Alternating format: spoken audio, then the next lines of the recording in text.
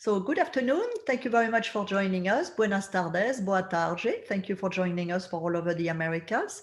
Our special guest today is Sarah Quigley, the co-founder of Private Travel Iceland.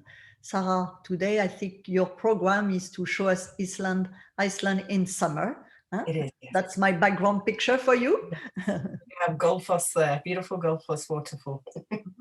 So Sarah, we'll let you start as you're on time. I think everyone, you have the Q&A for the question. We will be answering at the end.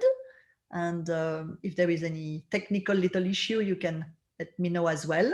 But I think usually the sound and everything is good. All right, Sarah, all yours. Thank you, Dominique, and thank you everybody for joining us. So I just wanted to present to you looking forward and looking for hopefully what is going to be a good summer to get everybody traveling again, and just to show how Iceland can work in these new times, and how people are looking at travel differently and how we can accommodate to that. So just an overview map there of Iceland, some of the highlights, and as we'll be going through some of the different slides, then we'll have those highlighted and where they go. The majority of people coming to Iceland for the first time are based sort of in the Reykjavik area and then down to the south. And then we sort of usually can sort of cover that period in 5 to 7 days. In the summer months, if we've got longer, we'll sort of go far east as the Glacier Lagoon, and then sometimes a little bit sort of into the West Fjords as well. People wanting to do the ring road, so that whole blue road there in Iceland, we would say usually 10 to 14 days, only in the summer, because in the winter months, a lot of those roads and access is closed.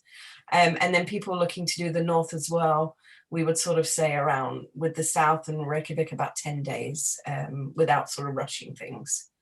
So we'll just show you some overview pictures. As mentioned earlier, this is part of the Glacier Lagoon. So we have the big lagoon with a bridge going over, and then the lagoon washes out onto this black beach, which we call the Diamond Beach. So all of the icebergs get beat up into smaller pieces, get out into the ocean, and just the way that the clear icebergs glisten, we say they look like diamonds, so we call it the Diamond Beach. And that's their sort of southeast of Iceland there. This is probably, if any of you have been to my presentations or met me or anything, know that this is my favorite place in Iceland. And this is pure summer to me in Iceland. This is Langmannaeyjar, which is in just sort of central south of the country. And these are what we call the Icelandic highlands. This looks like a painting, but I promise you it's not. It's what it looks like in reality. It's only accessible by super jeeps, which are Icelandic modified four-wheel drive cars, and we get anything from sort of like a Land Cruiser or any sort of standard four-wheel drive car, and they're modified in Iceland, anything from sort of 32 to 46-inch tires, and then they can tackle the terrain there. Any standard cars, any self-drive cars can't sort of access this area. But hiking in this area is beautiful, and there's stunning hot pools where you can just get into your swimming costume, drop off, dip in, get your towel, and go on and go hiking on again. And this is also an amazing area if you're having a helicopter ride where you can be dropped, do some hiking, and then maybe we can get a guide to meet you further on after a walk. And then sort of drive off. We've had a couple of proposals in this area through helicopters where we've arranged private setups. The helicopters have dropped them off. And there's been like a champagne setup, a proposal, and then we sort of arranged to come back a little bit later. So very spectacular, very beautiful area. And as you can see there, that's sort of going towards the central part of the country. The highlands, because of the access and the roads, is usually sort of accessible June through to September. How early in June and how late in September depends on how the summer and the winter have been. This is Thorsmork, another day accessible by the Super Jeep as well. And this is just sort of further south, so it's in between the South Shore and the Highlands there. The glacier in the background is the one that goes on top of the volcano that erupted and closed all the European airspace. And as it erupted, the glacier and the water power pushed through and then created this Thorsmork Valley, which gives us these beautiful glacier rivers, hidden waterfalls, and again, amazing hiking, and we can do sort of barbecue lunches and picnics and things around there. Thorsmork, opposed to Langmenlo, is open all year round. So as you can see there, it's just a bit further south. And Iceland obviously is famous for its waterfalls. This here is Skogafoss during the summer months. In the winter, it does sort of freeze over like a lot of them. But don't ever worry about your clients not seeing any waterfalls, because in Iceland there's over 10,000. So there's all different shapes, sizes, and magnitudes. So they're all quite spectacular. That one we include when we're doing on a South Shore sightseeing day. And South Shore we can do summer and winter, so it's accessible year round.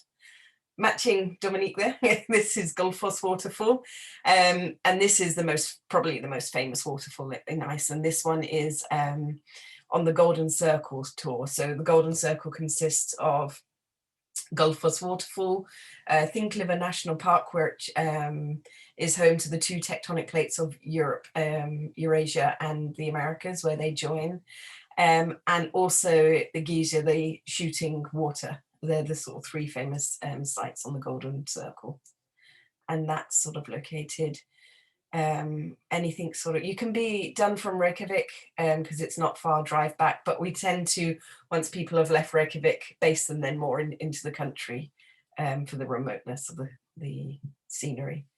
This is Slangerfoss waterfall, which is again on the South Shore. From here you can see all the way out to the Westman Islands on a clear day, and this waterfall you can walk all the way around, so it's a spectacular one as well. And that one's just there, not far from Skogafoss on the South Shore.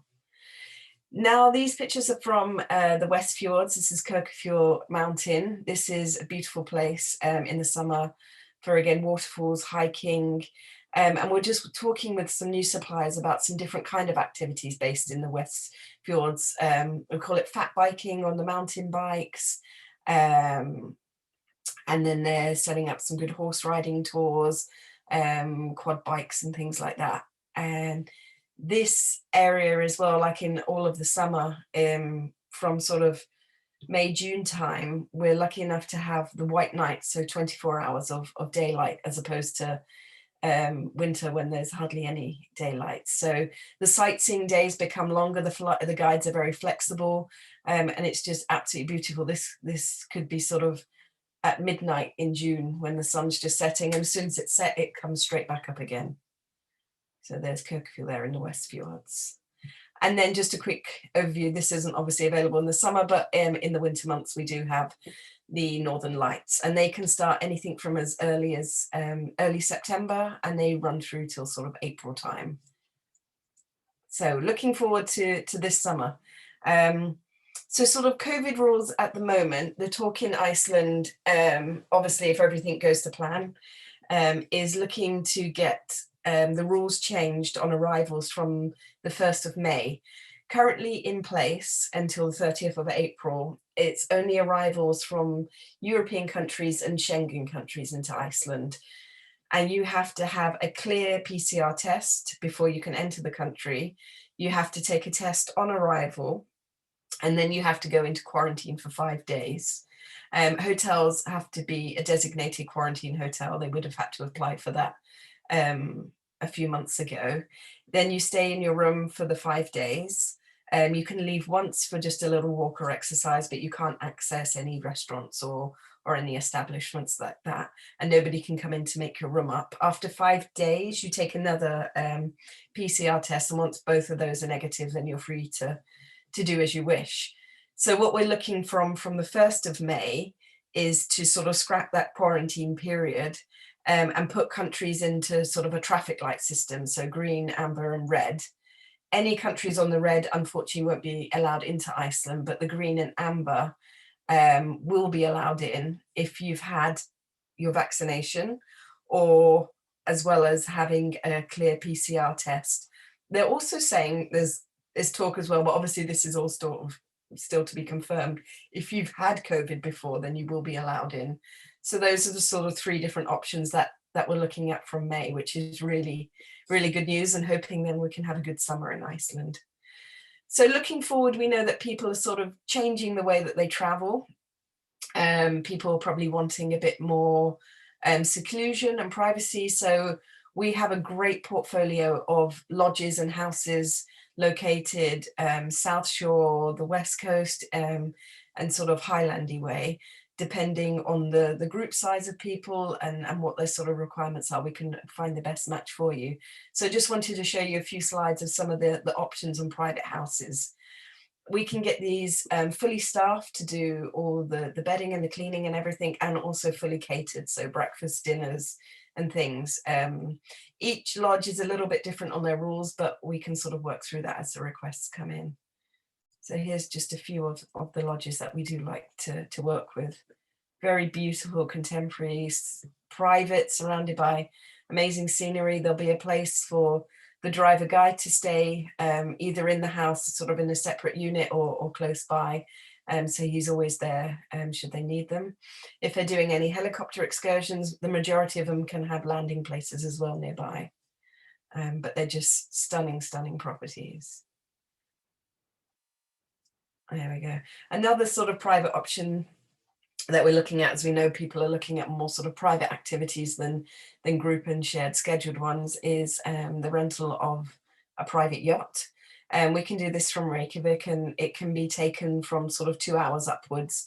Anything from just a yacht trip to fishing, to whale watching, to drinks, or to dinner, where we can get a chef on board. So just some options for people there.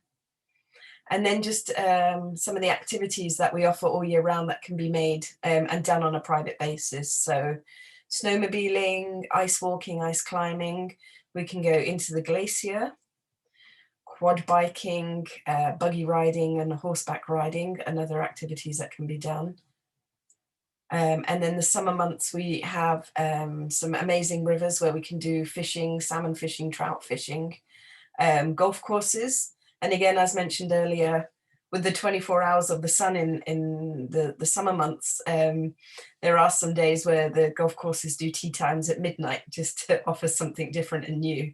And in the summer months as well, we're lucky enough to have the puffins along with the whales.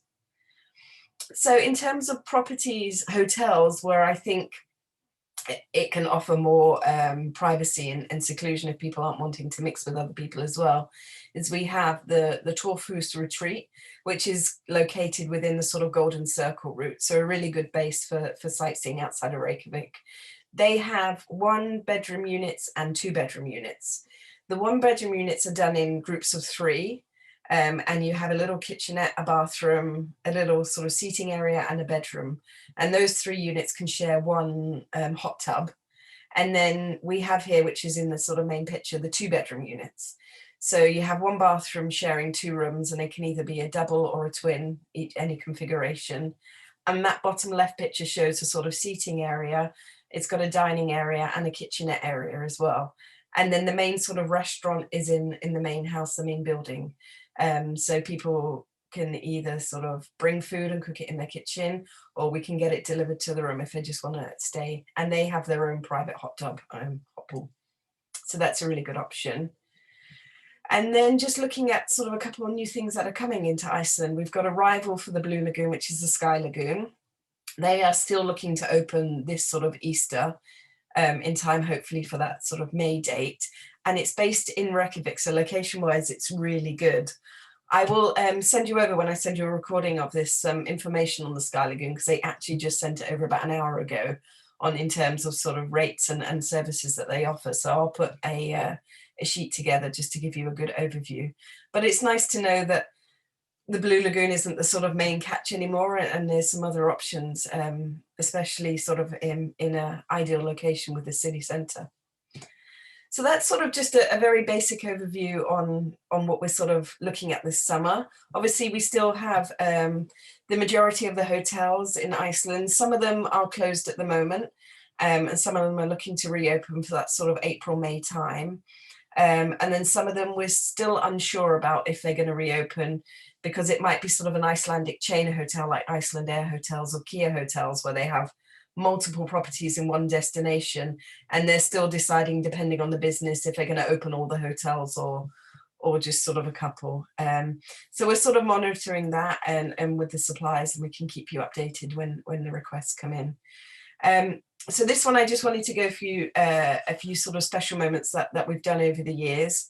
In Iceland, with the population being 350,000, everyone seems to know everyone, which is lucky and unlucky, depending on how you look at it. The lucky side of looking at it is, if somebody wants something or we need something to make it happen, then someone's bound to know someone. So everyone's connected somehow, which helps us in some of the things that we've managed to arrange. We had a family a couple of summers ago who came over. They're sitting in the audience there. There was approximately 80 of them. It was a special occasion. And we hired out the Reykjavik Harpa concert hall for them, which is that very famous abstract building on the harbour front in Reykjavik.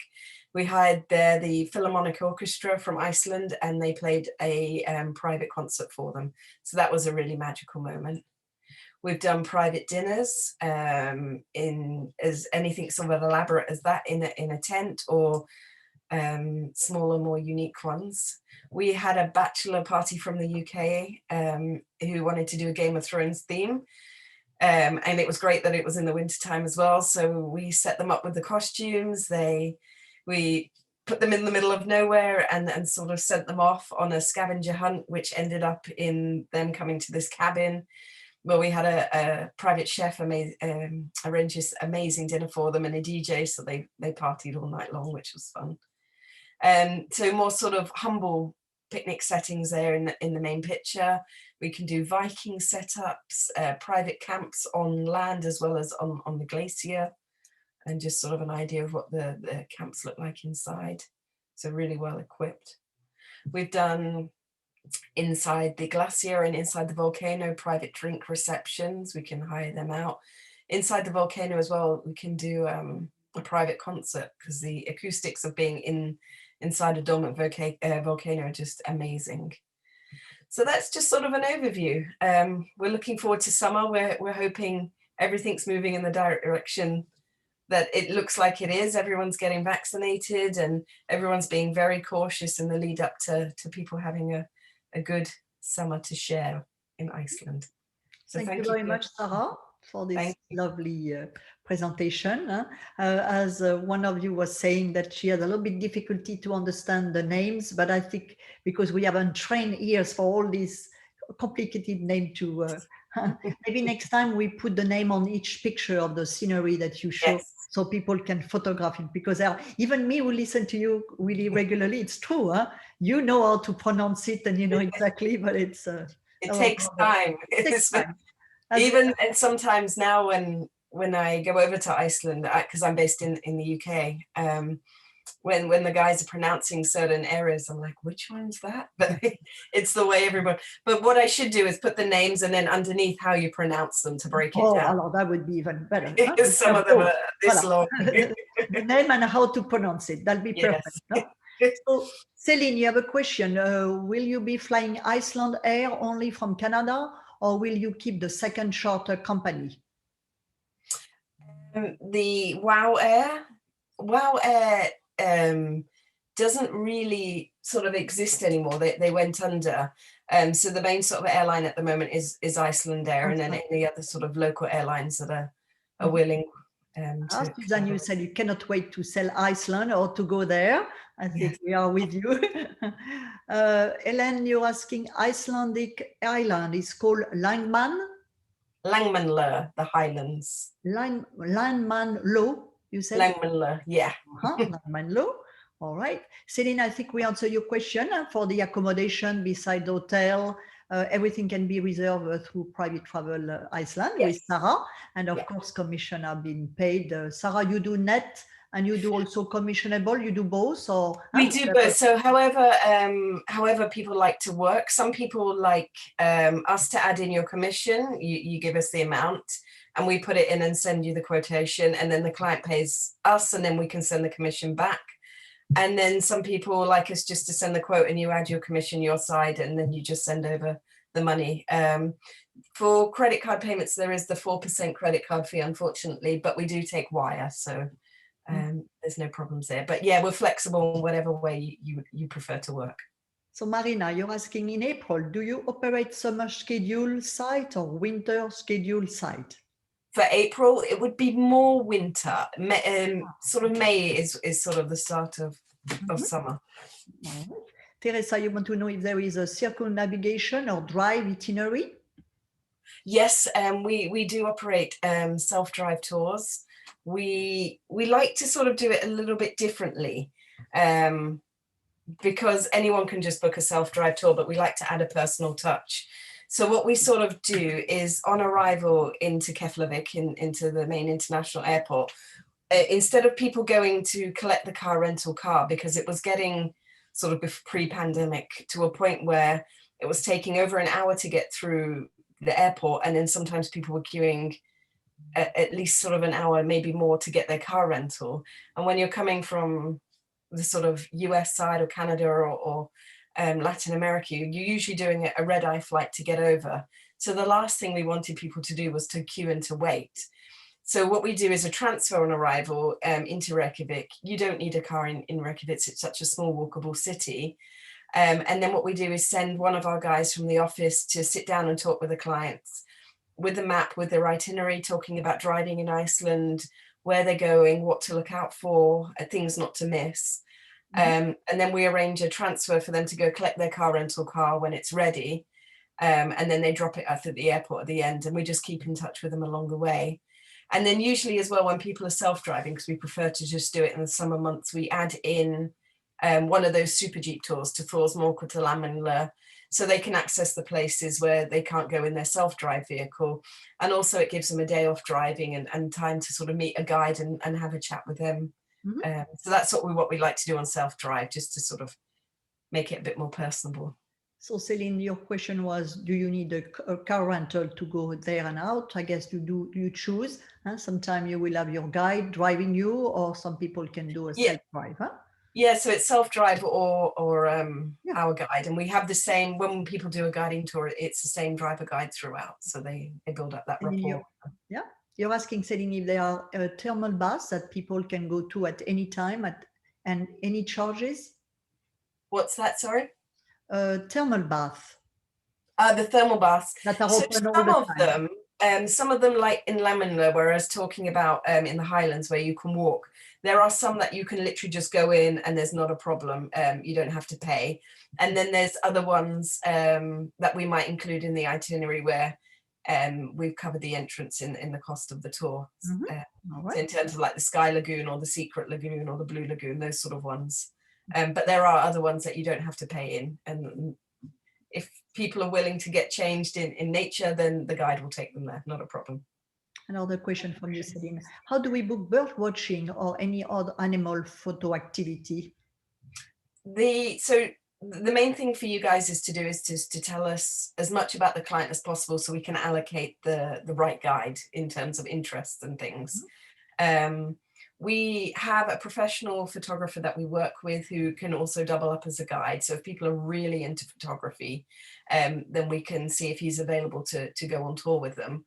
Otherwise, the majority of the guides are actually all into their photography. So, if you let us know they're into birds or they're into, X, Y, or Z, we'll allocate that right guide, and they can sort of tailor the tour and the days around to sort of finding the best photo spots or going to the best places where food is or birds are or so forth. Thank you, Sarah. David, you're asking Sarah to give you a rough idea on nightly rate and those homes that you showed them. Whoa, they're all completely different. But you're looking at sort of, so the Holler Lodge, which is a 4 double bedroom lodge, is around, I have to convert it now from Icelandic, bear with me just quickly. Yeah, no worry. Meanwhile, I'm going to see the chat box because I see some also question in the chat box. Voilà. Right. I don't know if you're multitasking at the same time, Sarah, while you look. So probably around, so for the Holler one with 4 people staying, with their dinners, their breakfast, you would look around sort of $2,500 roughly a night. And that's dinner with the private chef every night as well.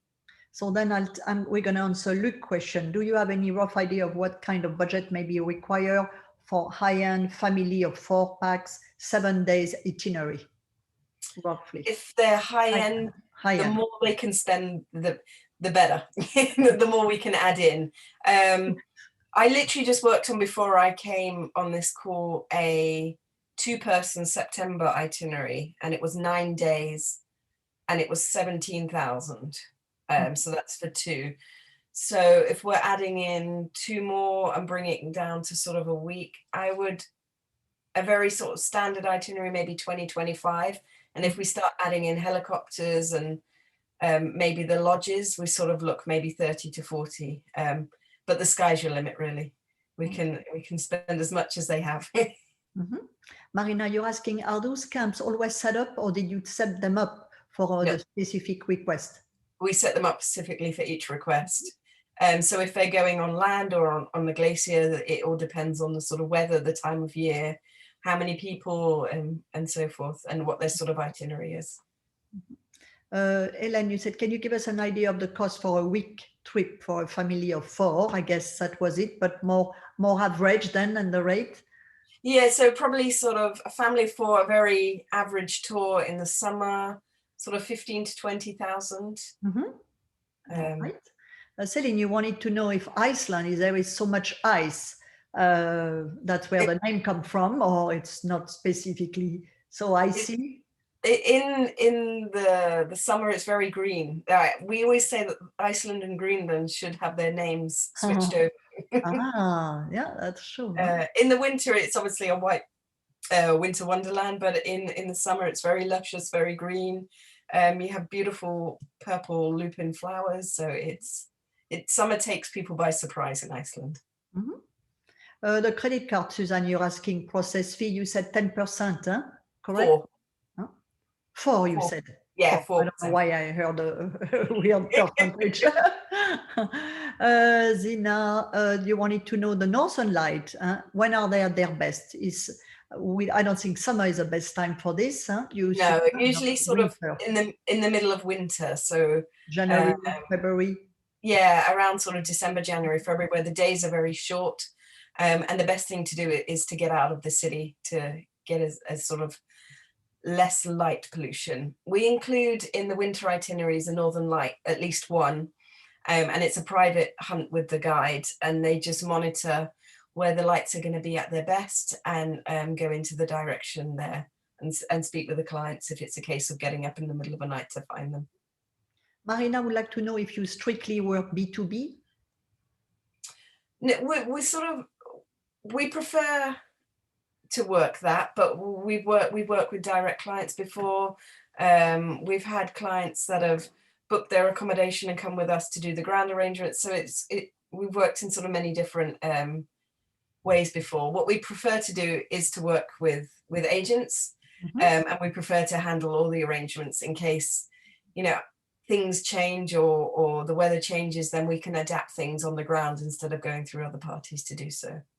Thank you. So Céline, you wanted to know if the 4% credit card charge is on all credit cards? Yes, yeah. It's passed on from the Icelandic bank.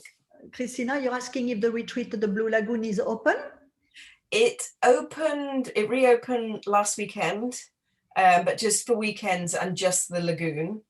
And then from March, the retreat hotel will open just Saturdays, I think they said. And then they're looking to sort of open the retreat hotel from longer periods at Easter. And then from May, from when we have this sort of thumbs up, then it will be more constantly open. Georgia, I see that you have to go, so we'll definitely will send you the recording. Thank you for attending. Thank you. Céline, you wanted to know the driving is on the left. Yes. All right, Stacy. What is the average per person? Sorry, Sarah. No, it's fine. Sorry, what were you saying? What is the average per person per day price for fully guided versus self-drive? If you're looking at sort of 2 people with a private driver guide staying in just a sort of not a top hotel, but we sort of don't work with the lower ones, you're looking at around sort of 1,500 a day for 2 people. And then self-drive, I think it's around sort of 500 a day, depending what sort of vehicle. But we like to, when we do the self-drives, we like to put them in a bigger vehicle, because even though it is summer, the weather is changeable on a daily basis. Sometimes you can even experience all 4 seasons in a day in Iceland in summer. So we tend to put people in like a Land Cruiser or something quite sturdy.